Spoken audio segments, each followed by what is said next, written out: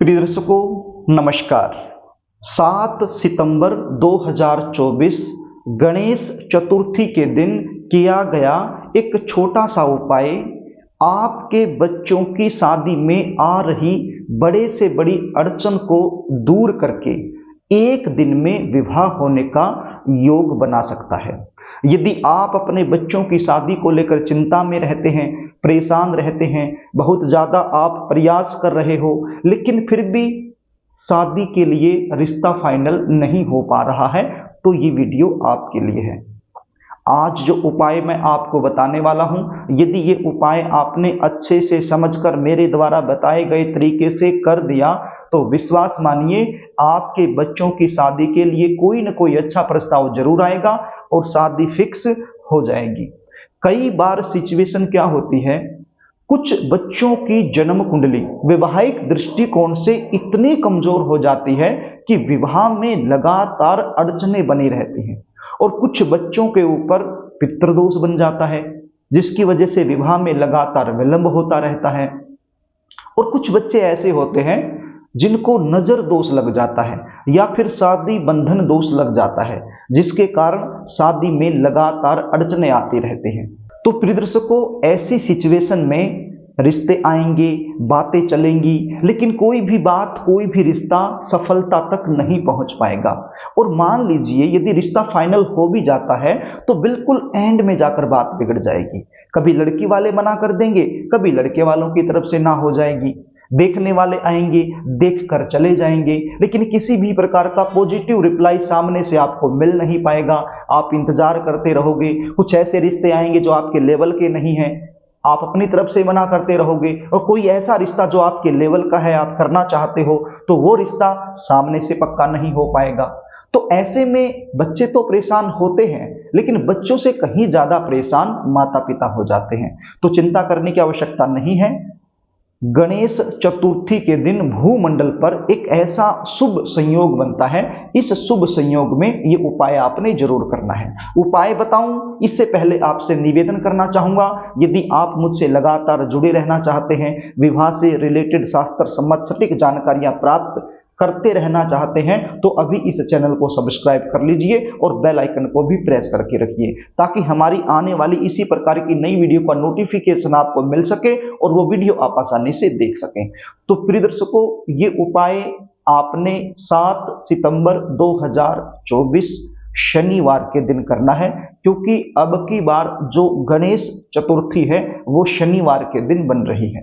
करना क्या होगा, आपने शुक्रवार की शाम को 250 ग्राम हरे साबुत मूंग लेने हैं। ध्यान से सुनिए, शुक्रवार की शाम को 250 ग्राम हरे साबुत मूंग लेने हैं और उनको पानी में भिगो देना है। कोई भी बर्तन आप ले लीजिए, उस बर्तन में ये रख के इसको पानी से भर दीजिए, तो पानी में इसको भिगो दीजिए। कब भिगोना है? शुक्रवार की शाम को। गणेश चतुर्थी के दिन सुबह आपने जल्दी उठना है, स्नान आदि से निवृत्त होकर के साफ सुथरे धुले हुए वस्त्र आपने पहन लेने हैं। आपके घर का जो पूजा मंदिर है वहां पर आपने एक शुद्ध देसी घी का दीपक लगा लेना है और सबसे पहले गणपति जी महाराज से हाथ जोड़कर आपने प्रार्थना करनी है अपने बच्चों के शीघ्र विवाह होने के लिए, क्योंकि गणपति जी महाराज विघ्न हरता है, विघ्नों को हरने वाले हैं, बिगड़े काम को बनाने वाले हैं। तो उनसे आपने प्रार्थना करनी है अपने बच्चों के शीघ्र विवाह होने के लिए।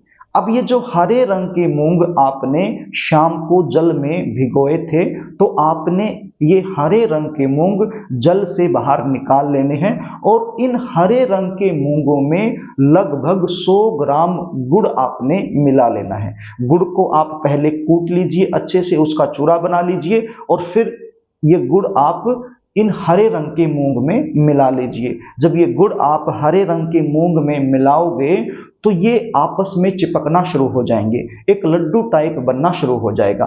तो आपने इसके 3 भाग बना लेने हैं, यानी कि 3 लड्डू टाइप बना लेने हैं। अब पहला लड्डू अपने हाथ पर रखना है और गणपति जी महाराज से प्रार्थना करना है, यदि मेरे बच्चे की जन्म कुंडली में किसी भी प्रकार का दोष बना हुआ है जिसकी वजह से शादी में लगातार देरी बनी हुई है, तो ये उपाय करने से वो दोष कट जाए, वो दोष दूर हो जाए। ऐसा बोलते हुए आपने इस लड्डू को किसी अलग बर्तन में रख लेना है। उसके बाद दूसरा लड्डू आपने अपने राइट हैंड में लेना है और गणपति जी महाराज से प्रार्थना करनी है कि हे गणपति जी महाराज, यदि मेरे बच्चों के ऊपर किसी भी प्रकार का कोई नजर दोष है, कोई बंधन दोष है, कोई तांत्रिक क्रिया हो गई है जिसकी वजह से शादी में लगातार देरी बनी हुई है, तो वो दोष ये उपाय करने से दूर हो जाए। अब तीसरा लड्डू उठाना है, अपने राइट हैंड में रखना है और गणपति जी महाराज से प्रार्थना करनी है कि हे गणपति जी महाराज, यदि मेरे बच्चों के ऊपर किसी भी प्रकार का पितृदोष बना हुआ है तो ये उपाय करने से पितृदोष समाप्त हो जाए। इस प्रकार से आपने तीसरा लड्डू भी किसी अलग बर्तन में रख लेना है। अब आपने इन तीनों लड्डुओं को लेकर के वहां चले जाना है जहां पर आपको आसानी से गाय माता मिल जाए। तो आपने अपनी मनोकामना बोलते हुए तीनों के तीनों लड्डू गाय माता को खिला देने हैं। यदि आप बच्चे खुद कर रहे हो तो भी आपने इसी प्रकार से ये उपाय कर देना है। यदि माता पिता कर रहे हैं तो अपने बच्चों की जल्दी शादी की कामना करते हुए करना है, और यदि बच्चे कर रहे हैं तो अपने खुद की जल्दी शादी होने की कामना को लेकर ये उपाय करना है। तरीका, विधि विधान, सामग्री बिल्कुल सेम टू सेम रहेगी, चाहे बच्चे करें या फिर माता पिता खुद करें। तो ये छोटा सा उपाय यदि आप गणेश चतुर्थी के दिन कर दोगे तो गाय माता के अंदर 33 कोटि देवी देवता निवास करते हैं, तो आपकी जो मनोकामना है वो जरूर पूरी हो जाएगी। वैसे भी गणेश चतुर्थी का जो दिन होता है वो एक बड़ा ही पवित्र दिन माना जाता है। गणपति जी महाराज की विशेष कृपा इस दिन पर होती है। तो ये उपाय आपने इस तरीके से कर देना है। प्रिय दर्शकों, यदि आप अपने बच्चों की जन्म कुंडली का विश्लेषण मुझसे करवाना चाहते हैं, बच्चों की शादी कब होगी, कहाँ होगी, कौन सी दिशा में होगी, कैसे परिवार में होगी, शादी के बाद का जीवन कैसा रहेगा, जल्दी शादी होने के विशेष उपाय कुंडली के आधार पर क्या बनते हैं, यदि ये जानकारी आप मुझसे लेना चाहते हैं तो स्क्रीन पर दिए गए व्हाट्सएप नंबर के जरिए आप मुझसे संपर्क कर सकते हो। अपने बच्चों की जन्म डिटेल लिखकर इस नंबर पर आप मेरे पास भेज सकते हो और जन्म कुंडली का साइंटिफिक तरीके से सटीक विश्लेषण मुझसे करवा सकते हो। जन्म कुंडली विश्लेषण की हमारी फीस होती है, वो फीस आपको पे करनी होती है, उसके बाद संपूर्ण जानकारी आपको दे दी जाती है। तो प्रिय दर्शकों, यदि जानकारी आपको अच्छी लगे तो इस वीडियो को लाइक जरूर करना, इसको शेयर भी करना ताकि किसी जरूरतमंद के पास ये पहुंच जाए और आप कृपा के पात्र बन जाएं। और अभी तक आपने यदि चैनल को सब्सक्राइब नहीं किया है तो मुझसे लगातार जुड़े रहने के लिए चैनल को सब्सक्राइब जरूर कर लेना और कमेंट बॉक्स में श्री गणेशाय नमः जरूर लिखना। आज के लिए बस इतना ही, आगे फिर मिलेंगे, तब तक के लिए नमस्कार।